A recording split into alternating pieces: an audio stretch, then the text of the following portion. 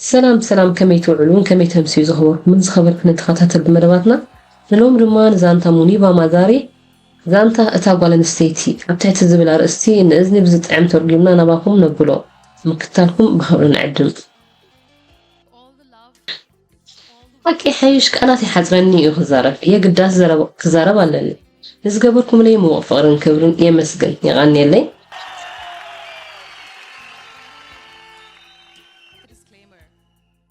كل ጊዜ ዘረባይ ኣነ ኣነቃቃሒት ወይ ፓብሊክ ስፒከር ክኾን ኢለ ሓሲበ ይፈልጥን ብምባል እዩ ዝጅምር ልክዑ ይዛረበ ግን ከዚያራ ኣዘንታዊት ወይ ተራኺት ኮይኑ ይስማዓኒ ምስ ኩሉ ሰቡን ከምኡ ታሪኸ ይዝነግር እወ ታሪኽ ናይ ሓንቲ ጓል ኣንስተይቲ እዩ ናይ ሓንቲ ዝጎነፋ ኩሉ ዓይነት ብድሆታት ፀራሪቡ ናብ ዝሕጂ ዘላቶ ዝበለፀ ሰብ ዝቀየራ ናይ ህይወት ፈተነታትን ንዑስ ሰዓበ ነፍሰ መቀይሮን ዛንታ ንሓንቲ ሕልማን ባህጋን ከተስምር እትደሊ ጓል ኣንስተይቲ ኣብ ጉዕዞ ህይወትካ ዝጎንፈካ ከቢድ ኢልካ ብምሕሳብ ተስፋ ትቆርፅ እንተደኣ ኮንካ ወይ ህይወትካ ዘይፍትሓዊት ኢልካ ትሓስብ እንተደኣ ኮንካ ደጋጊምካ ሕሰብ ምክንያቱ ከምኡ ኢልካ ክትሓስብ ከለኻ ንገዛእ ርእስኻ ኢኻ ዘይፍትሓዊት ትኸውን ዘለኻ እቲ ታሪኽ ናይ ሓንቲ ጓል ኣንስተይቲ ኮይኑ ሓደ ግዜ እቲ ፀገም ዘይኮነ ዓብን ዘይስገርን ዝኸውን نحنا إنا نتتقم أزينا زناسنا نخون مخنياتو كنبدهو سلازيكالنا بمبال تستنتنو زقبري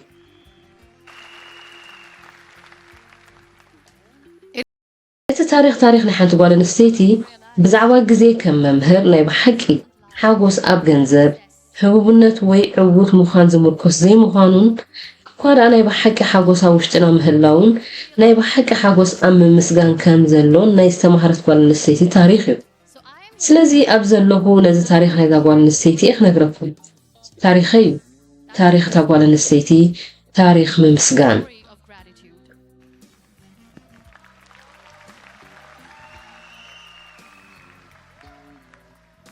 أنا ونفكركم نقول لهم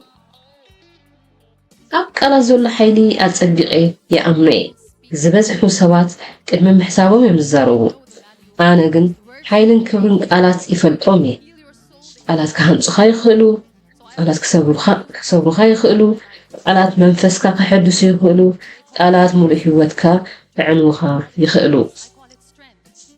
سلازي خاي كل غزي اوتاون قالاتي ጥራይክ አመሎም ዝደሊ ንሳቶም ፀገም እዮም ዝብልዎ ኣነኻ ዕድል እየ ዝብሎ ንሳቶም ድኽመት እዮም ዝብልዎ ኣነ ግን ሓይሊ እየ ዝብሎ ንዓይ ስንክልት እዮም ዝብሉኒ ኣነ ግን ነፍሰይ ዝተፈለየ ኣቃውማን ዓቕምን እየ ዝብላ ንሳቶም ንስንክልናይ ነቲ ዘይክእሎን እዮም ዝሪኦም ኣነ ኸ ንዓቕመይ ነቲ ዝኽእሎን እየ ዝርኢ ኣብ ህይወትካ ዘጓንፉ ፍጻሜታት ኣለዉ ዲኤንኤካ ዝቕይሩ ክሳብ ዝመስሉ ኣዝዮም ከበድቲ ፍጻመታት እዞም ፍጻመታት ወይ ሓደጋታት ኣዝዮም ከበድቲ ካብ ምዃን ዝነቐለ ሰባብሩኻን ዝተፈላለየ ኣካላዊ ጉድኣትካን ከስዕቡልካ ይኽእሉ እዮም እንተኾነ ኣካላትካ ይዕንዮም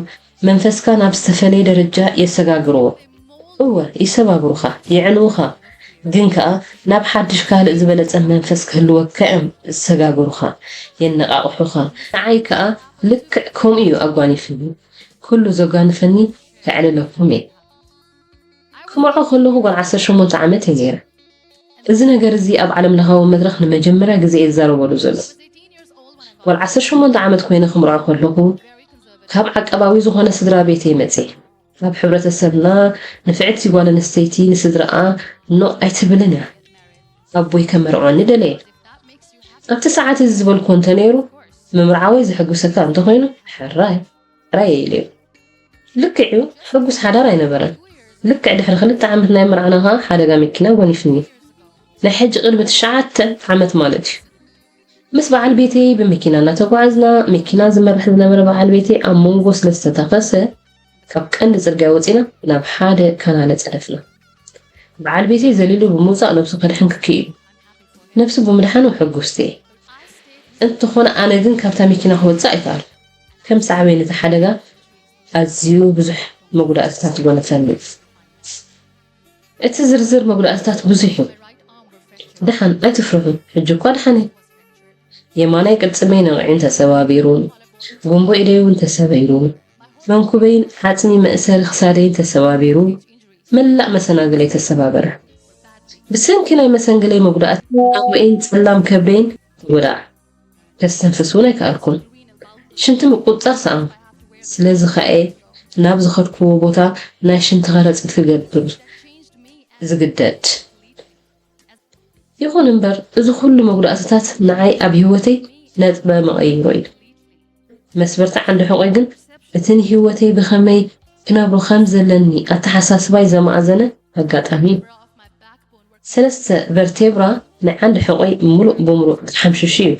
سلازة خاي نزغط الهوتي ملؤ بملؤ زلمسكو اتحدقا كاب كتما أزيو أبزر حقت بالاكستان أبتبها العدي أقواليف عندما يردئت هوسبيتال ወይ ሁን ኣምቡላንስ ዝረኽበሉ ኣብ ዘይትኽእል ቦታ ማለት እዩ ብዙሓት ሰባት መፅኦም ካብታ መኪና ወፅኦምኒ CPR እውን ሂቦምኒ ኣብዚ ኸኣዩ ዓንዲ ሕቆይ ሙሉእ ብምሉእ ዝተጎድአ ኣብዚ ዶ ክንሕግዛ ወላስ ናብ ሕክምና ክንወስዳ እንተሞተትከ ኣብ ዝብል ሓሳብ ነዊሕ ድሕሪ ምክትዖም ድማ ኣብ ሓደ ወገን ተፀጊዓ ናብ ዝነበረት ጅብዛ ዓይነታ መኪና ፅዒኖም نبت أستاذ 3 ساعات زوجت حكمنا وصلوني كسب حج زيرو ساعة قبل حريت نايتا ميكينا تتعينه مس كل حرقوز بوصل نهر نايتا ميكينا ناب حكمنا لو وصلوني خا فرق كاب أكلاتي كم استسبابرة فرق خا كم زلمسة استرداني بالحرز خا أبتين خلته وحن فرقان أنا حقول الهوسبيتال بتحكم أبتو هوسبيتال أبت أنا حقول لغا استفلالي متبحثات أكايدة دكتور كا أب قلصمي أب عند حقي بزح تيتانيوم يوم لي بزخ يوم باكستان ايرن ليدي ويكا غورز حاتين زبوني هل حدك زينة زو كله بقليلو تساقم كقلصو مهالي يدنتوني كم تحاد زبلو كاخ نقر كاللخا موخا انت زياب كيكا كحادث كاللخا مالتي اتن كلتا ورحن فرغان اب هوسبيتال بصنح خلن زي ما تنزفرحن زجنقاني كنا حكم إلى زينة برزان تنفع لكم مني أبترز تسفى مقرات نيرة حالا ما عندي دكتور نواي مزيو أوائل كتكوني تدالي 5 نبركن دينكا بعد حضرنا مخان كم زولا كن سامع له دخون حماق زينا لني بدحر حجي تتكابي اعتخالي بناتو قنبو إلكن قلت سمكن كاب نمروت أي تزنابي لي سلازي رساس كتحزي اعتخالي صقبلكم أبزقت لما عنتها دكتور مزيو المقدات عند حقوقي بدعم حماق يزولو بقدر خي خد كيدي اعتخالي خي بلاني عمي غادي حرم السنفاس حراي تسقم يلن بالكم مليسو أبتا زقت لما عنتي دكتور مزيو بس يمكن عند حقوق مقداتن اتي سقبل الكي تسقنن داقيم كتولي اعتخالي خي بلاني شعرن أزي سنبركن حرر كنتر بالكون ساب حجي يذكرني ندي كم زي لحاتيتها سلمتي أنا سلمتي زخلون عاي بالكوا شعوها إيه هلاو النتي كحت الجمر نمو خانو سلمتي بهو التريفة ترقوم من بارك انتايو بأقريك غير هيك إلني سألون هيك إلني بحان اسكات أقام يقولون نبر أدخونا يكلني قم لك أنا استيخا أبا أمرنا سرت أنا قرأت هالي أدم الزين خون قولوا له زخونا خويني اسم معنا سلازخا نسترف هوتي ملو قولوا له خوينا خنا بريمالتي أمو ترقون بهوت من باردقا انتايو سوات أنا كيف فاتح يمز فوقن يرو أنا خا سلامنتاي نزنعاي سلامنتاي كبهوت تريفي يزبلو لاتنا نهوت قلري لنا أبتفتا قلري عن إشي جرى برهات لنرقها بتسفان وقعز ناتي قلري عن برهان زبهانا هنبرا سلماتي نيرو أبكم زخنتات كله خائي آلات نفسي كفو الزخ الحيل كم زلو استغنزبكو عديكا ازوين كحل فيو فتارخا نعاخي زحاسبو مدبالو انتاي مخانكا انت زي فلتكو دين قبل على خي مدب كم زلو رقد صنيعي بلاتني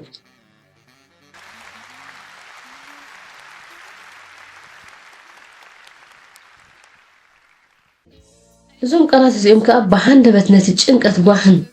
ኣህዲኦም ንእሾ ተስፋ ሰኒቐ ንቕድሚት ክጥምት ገይሮምኒ ኩሉ ግዜ ድማ ገፀይ ፍስሓ ዝነገሶ ከምስል ብዙሕ ዝቃለስ ነይረ እንተኾነ ነቲ ዝነበረ ቃንሳ ክትከውሎ ዝከኣል ኣይነበረን ሓንቲ ነገር ግን ተስፋ እንተቆሪፀ ኣደይን ሓወይውን ተስፋ ክቆርፁ እዮም ኣነ ከዓ ንሳቶም ምሳይ ክበኽዩ ክሪኦም ኣይክእልን እየ ስለዚ እቲ ንቅድሚት ክሪኢ ዝገብረኒ ቀንዲ ነገር እምበር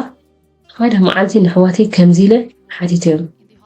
ወላ እኳ የዳ ወይ ሕማቕ እንተሃለወ ግን ነቲ ፃዕዳ መንደቕ ሆስፒታል ፃዕዳ ክዳን ሆስፒታልን ምርኣይ እንሰልችኒ ብዙሕ ሕብሪ ክርኢ ደልየ ኣለኹ ሓድሽ ሕብሪ ናብ ሂወተይ ክውስኽ ደልየ ኣለኹ ሕብርታትን መስኣሊ ዝኾነኒ ካንቨስን ድማ ኣምፅኡለይ ክስእል ደልየ ኣለኹ በልክዎ ኣብታ ንሞት ዝተቐረብኩላ ዓራተይ ኮይነ መጀመርያ ዝሰኣልኩ ስእሊ ጥራይ ነበረት እታ ስእሊ ኪኖ ተራ ስእሊ ስምዒተይን ቃናን ኣንዛ ልበይን ብዘይ ቃላት ብብርዝር ክገልፀላ ዝኽኣልኩ ልዕሊ ኩሉ ከዓ ስምዒታተይ ዘሐደሰት ስእሊ እያ ነይራ ሰባት መፅኦም ክሪእዋ ከለዉ ከመይ ዝበለት ፅብቕቲ ስእሊ እያ ብፅቡቕ ሕብርታት እዮም ዝብሉ ነቲ ኣብኣ ዘሎ ጓሕን ቃንዛን ብዘይካይ ክሪኦ ዝኽእል ኣይነበረን በዚ ኸዩ 2 ወርሕን ፈረቓን ኣብ ሆስፒታል ዝሓለፈ ይበኪ ግን ኣይማርርን ኣያስቆርቁርን ድማ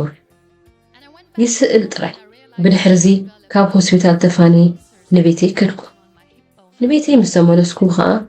ኣብ ሕቆይ ብዙሕ ቁስሊ ከም ዝገበርኩን ምሕኹርተይን ከም ዝተጎድአን ኮፍ ክብል ከም ዘይክእልን ፈለጡ ኣካላተይ ኣዝዩ ብዙሕ ረኽስታትን ኣስረጅንን ነይርዎ ዶክተራት ከዓ ኣብ ዓራት ትኺለ በጥ ክብል እዮም ኣዚዞምኒ ንሽዱሽተ ኣዋርሕ ወይ ንሓደ ዓመት ዘይኮነስ ንክልተ ዓመታት እዮም ኣብ ዓራት ሰጢለ በጥ ክብል ሓቢሮምኒ ኣብ ሓንቲ ዓራት ተደሪተ ንክልተ ዓመታት ተኣላይ ዓራት ኮይነ ብመስኮት ድምፂ ዕዋፍ እናሰማዕኩ ምናልባት ሓደ መዓልቲ ምስ ስድራይ ብሓንሳብ ወፂና ባህሪ ወይ ከዓ ተፈጥሮ ነስተማቕረሉ ግዜ ይህሉ ይኸውን ኢለ ይሓስብ ነበር ኣብዚ ሞት እዚ ኸአ ደቂ ሰባት ክሳብ ክንደይ ዕድለኛታት ክንሶም ግን ከዓ ከምኡ ምዃኖም ዘይርድኦም ምዃኑ ዘስተብሃልኩ ብድሕሪ ኸአ ካብ ዓራት ተገላጊለ ኮፍ ክብል ኣብ ጀመርኩላ መዓልቲ ንሰባት ክሳብ ክንደይ እግዚኣብሔር ዝሃቦምን ዕድለኛታትን ምዃኖም ንክፈልጡ እዚ ቃንዛይ እዚ ከካፍሎም እየ ኢለ ምስ ነፍሰይ ቃል ዝኣተውኩ ኣብ ሂወት ኩሉ ግዜ ሓደ ምዕራፍ ኣሎ ናይ መቐይሮ ምዕራፍ ደጊመ ዝተወለድኩላን ዘብዕለላን መዓልትላ ድሕሪ 2 ዓመትን 2 ወርሕን ፈረቓን ኣብ ዓረብያ ኮፍ ክብል ዝኽኣልኩላ መዓልቲ እያ እታ ደጊመ ዝተወለድኩላ መዓልቲ ፍጡም ዝተፈለየት ሰብ ኮይነ ክሳብ ሕጂ ይዝከረኒ ፈፂመ ብእግረይ ክኸይድ ኣብ ዘይኮንኩሉ እዋን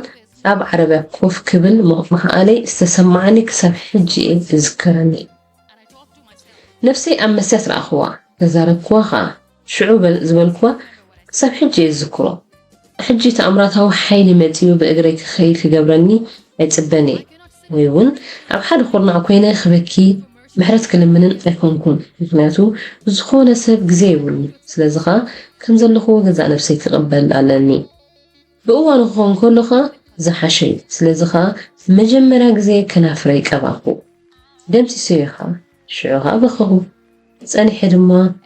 እንታይ እየ ዝገብር ዘለኹ ኣብ ዓረብያ ዘሎ ሰብ ከምዚ ክገብር የብሉ ሰባት ከ እንታይ ክብሉ ይበልኩ መሊሰ ከም ብሓድሽ ከናፍረይ ቀባኹ ሕጂ ግን ንገዛእ ነፍሰይ ኢለ እየ ገይረ ምክንያቱ ካብ ውሽጠይ ምልኣት ክስማዓኒ ኣለዎ እታ መዓልቲ ከዓ ሓደ ውሳነ ወሰንኩ ሂወተይ ንነፍሰይ ክነብራ ኣለኒ ንኻልእ ሰብ ምልእቲ ሰብ ኮይነ ክረአ ወይ ክነብር ኣየድልየንን እዩ